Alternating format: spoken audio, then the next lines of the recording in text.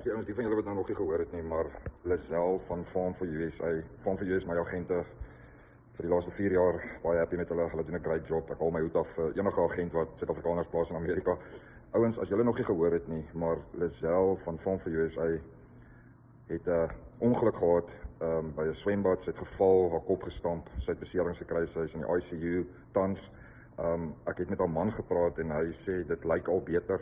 Ouens, ek vra net asseblief vir julle gebede, as jy deur Farm for USA geplaas word of wat ook al, gee maar net 'n shout-out of like maar net die video, share die video, laat ons maar net saam met hulle kan staan in 'n moeilike tyd. Jy weet, dit is regtig touch and go op hierdie oomblik, so ek vra maar net wees geduldig as daar van julle is wat daar nou dalk gesoek het vir iets of wat ook al, ouens.